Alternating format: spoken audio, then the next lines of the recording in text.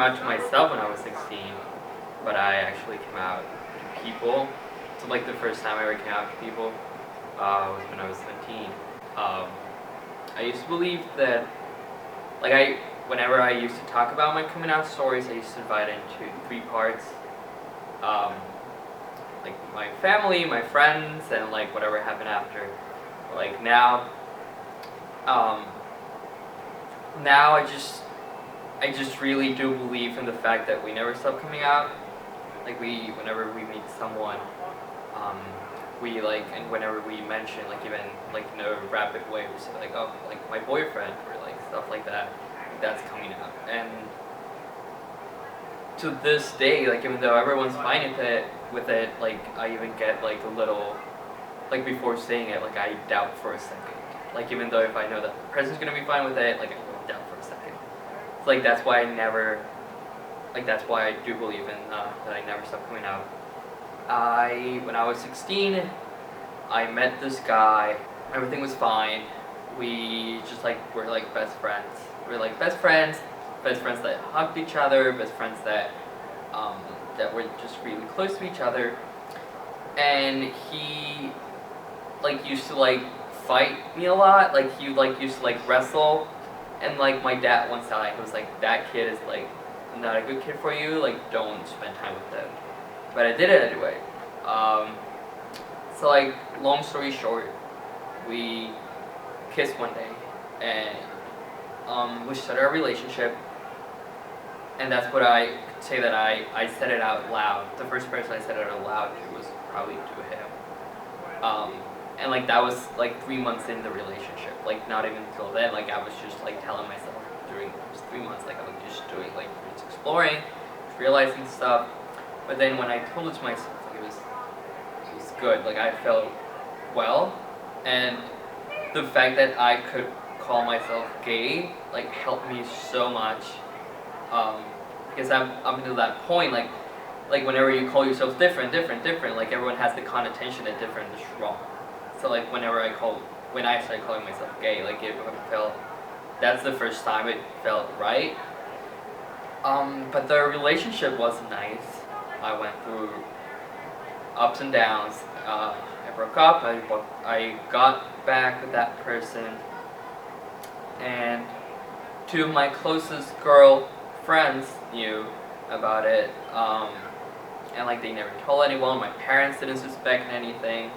Actually, they did suspect. One day my dad came. I used to escape my house to go out with him. One day my dad asked me, he literally asked me, are you on drugs or something? Because I see that you're very secretive lately. What's going on? You're no, dad, I'm not on drugs. But that's what happened. And the relationship was just very bad. I was in a very bad place mentally, and I just broke up with him. This was during the summer break. So he thought that I had broken up with him because I was cheating on him, which was not true. So he had my dad's and my mom's phone number in case anything happened when we went out. And because he had them, he made a collage of a bunch of pictures of ourselves, and he wrote a long text message to my parents saying hey, you've seen me only a couple of times, but I'm your son's boyfriend. I was your son's boyfriend, and I just wanted to let you know that he's not doing good things, that he cheated on me, and that you should really watch what he's doing. He's not at home. And it was that collage of us kissing. So he also posted that collage on Twitter, and he started following a bunch of my friends, just people would see his profile and they would find it. So once again, this is during the summer break, and so that was very dramatic. It happened at night. So I was just breathing, and I'm I didn't know about the text message yet. It's I just knew about the Twitter, so I just went back to sleep. I went to sleep, and then my mom woke me up, and she was I need to ask you something. So I went to the room, and she only showed me her phone. I read the text message, and I just broke down. I was seriously crying. and my dad was hysterically crying, my mom was hysterically crying, and they were like, "What is this?" And like I had to tell, like with my voice cracking and everything, like trying like, it's just that I like boys, and like I went back to crying, and like I just, like I remember like, and like my mom was just shocked. My dad was like in the other corner of the room, and like the only thing that I got to say was like, literally it was just like, "Please don't kick me out." Like that's all I could say. Like my family's very conservative, or like Catholic. I'm from South America, so like that's like another factor that comes into it. And like my mom, while she was crying, she told me like, it's hard and it's horrible. Believe me, it's horrible and it's hard to understand. But I still love you, and this is your house. Why would you think we'll kick you out? So like she hugs me, and like it's like very nice. Like it's not nice, it's horrible because we were both crying, but she hugs me. And then I look up, I look at my dad, and my dad just looked at me and got out of the room. And then he didn't talk to me. And then my mom called my sister to the room, and like she was like, "What's going on?" Like I explained to her, like I told her like, "Please don't hate me," and she was like, "Why would I ever hate you?" Like my sister and I are very close, like that really helped a lot. And my dad and I didn't talk for a week. The week we talked, he just, he was very aggressive. He was like, "Listen, like you lied to me." Like he basically like told me that like he would never see me the same way he used to see me. Like that hurt a lot. And like that's, like in moments like that, like I go back, like I think of my mom, like how hard it was for her, but how she was like my stepping stone. And like after like the following days, it was so bad because like I would be so like on the defensive mode. Like I would like tell my mom like, "What's going on with you? Like why cannot you be right with it?" Because she didn't understand it. And like I was just very like non-acceptant to the fact that it was hard for her. Like even though I was going through a horrible time, like she was having trouble about it because she like blamed herself too. And like they made me go to a therapist, not like conversion therapist or anything, but it was like a sexologist, like a psychiatrist. And they just, that I appreciate, they like gave me a lot of articles of the guy to see that he was like okay with it. He was like okay with gay people and everything. So like I went to him, and I got diagnosed depression because of all of this that was happening. Then the school year started. People were talking. It's not like everyone knew, but people were talking about it. Like I could hear everyone talking about it. And then I decided to run for class president. I was like, I'm just gonna leave this behind. I'm just gonna do it. And then he, my ex-boyfriend, he thought it wasn't enough telling my family, but he messaged a lot of people from my school. It was a picture of us kissing, and it just said, "Vote for Fernando for president."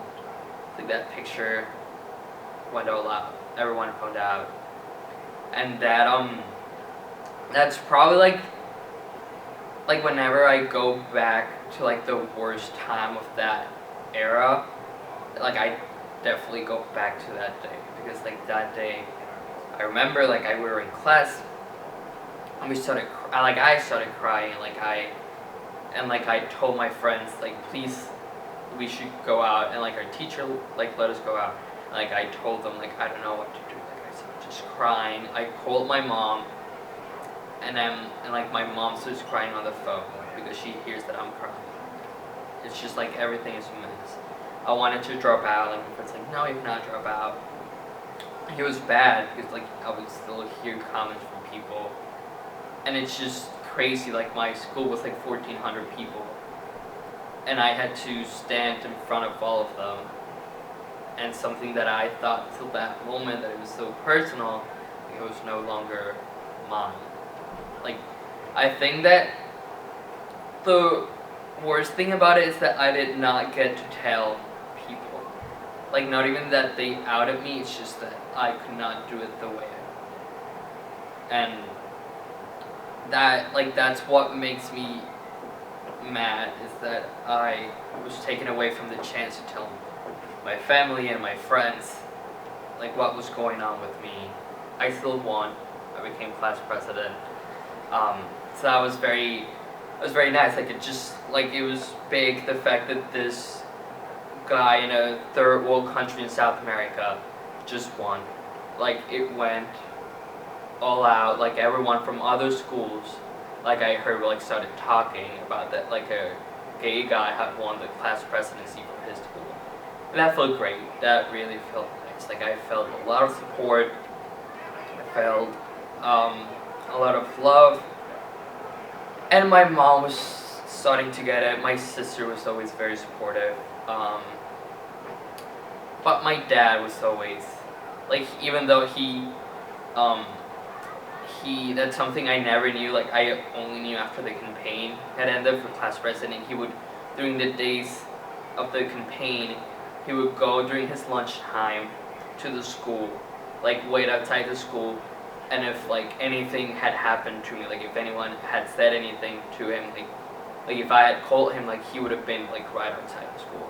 Just like I never knew. Like, I knew after, like, the campaign, and it's like, that was, like, it was like my dad silently watching, like, looking after me. It's like, that was nice.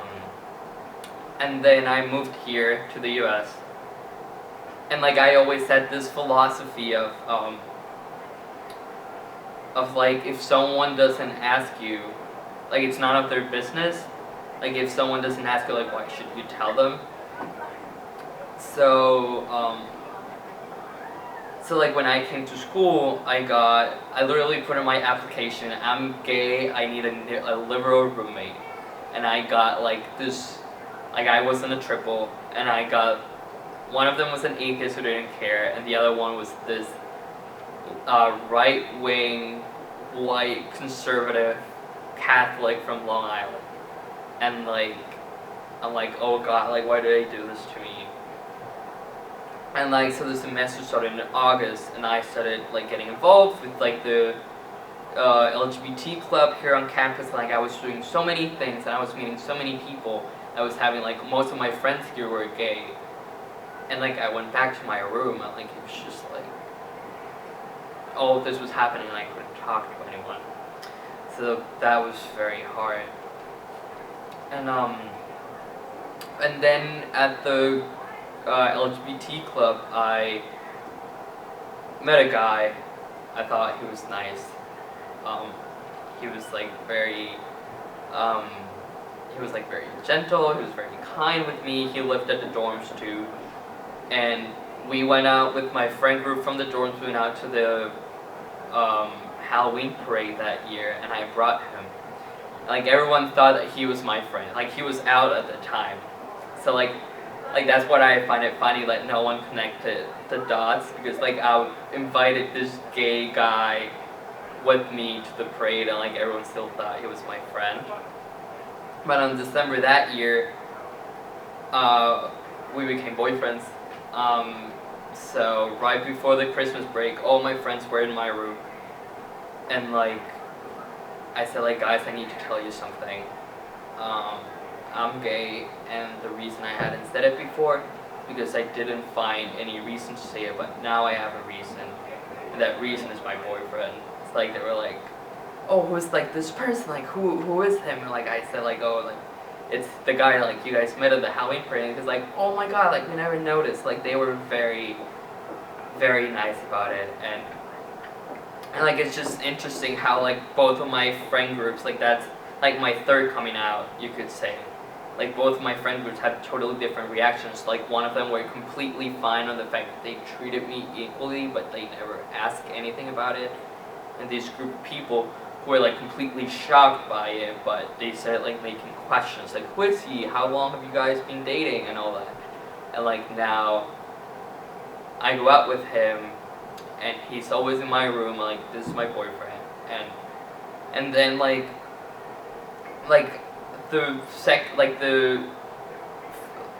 the fact that my sister met him, like my sister met my boyfriend, my mom met my boyfriend, and like those are things that I never like imagined. Like if I could go back to my 16-year-old self and tell your parents are gonna meet your boyfriend, like I would have never believed it. Like I thought like my plan had always been to like move out to like a completely different part of the country and like just send them like a Christmas card like saying like, oh, like this person like right next to me is like my boyfriend. They wouldn't have been able to say anything, but I like to say that the only thing predictable about life is that it's unpredictable. So like that, and the fact that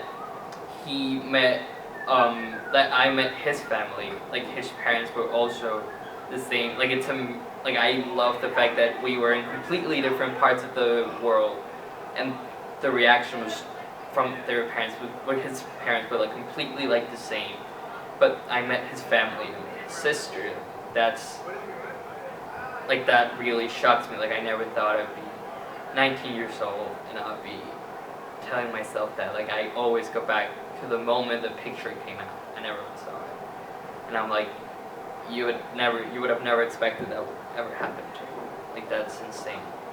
And like so many people have so many stigmas about gay people. Like I'm still a Catholic, and my boyfriend's a Catholic, and we go to church together. And like people are completely like shocked by it. Like they're like we've gotten it so many criticism from inside the community too. They're like, the church hates you. Like why would you want to go there? And like, well, my relationship with God doesn't have anything to do with it. And like while I was coming out, like that was very important to me, and it was very important to my boyfriend. And the fact that I can get to share that with him, like it's insane that I found someone who like values the same things as I do. Looking back, if I hadn't been outed, I don't know if I would have ever said it. So the guy who outed me ended up doing me a favor by doing it in some very twisted and horrible way, because like I was granted the thing that I would have never had the courage to do. I remember that I was like shaking the first time I posted a picture with my boyfriend on Instagram. Like because I had like old Ecuador friends, like old straight guys, and I'm like, oh my god, everyone's gonna hate me, everyone's gonna block me, and it became like my most liked picture. And like people started like commenting, oh, like you guys are cute, like oh, like goals and stuff like that. And it's insane. Like now, like I just post about him, and he posts about me, and like our families liked our pictures, and like that's insane. Like going back, it's insane to think it's only 3 years ago that I was in that room crying and like feeling that it was gonna be horrible, and that I would not have, the first thing that I said, like, please don't kick me out of my house. Like the fact that all this happened, it's insane. I wouldn't want it any other way, really. Like it's worth it. Like whenever I see like things like Pride, or like whenever I see like movies about the AIDS crisis in the 80s, like it makes me feel like I tell myself like, wow, like all this happened, and you're just so blessed that you get to live now, where there's so many things that help you, and like so many people that care about you. I'm like the type of person that's just very, very like happy and very like fun, and I really enjoy everyone being in a good mood around me. And even to this day, like I have like sometimes like arguments with my boyfriend because of how like fuck you attitude I have. Like the other day I went to Dunkin' Donuts wearing a koala onesie. Like I always say, I'm like, you know what, I went through hell and back, and I had every like possible reaction. So like now that I'm here, like I'm not gonna stop Like I'm not gonna, like I censored myself way too much already to like not do what I want to do, or like say what I want to say, or dress the way I want to say. It took me so long to have that self-esteem of acting feminine and like snapping fingers if I want, and at the same time like I don't know, like have very deep and like serious political discussions, and I don't know, wear like a aviator glasses if I want and look like straight, or like I also can wear a onesie out and like I feel good about myself. And it took me so long, but now it's just really like if I'm gonna do it, and I'm gonna feel good with it, like why should I care? That's it.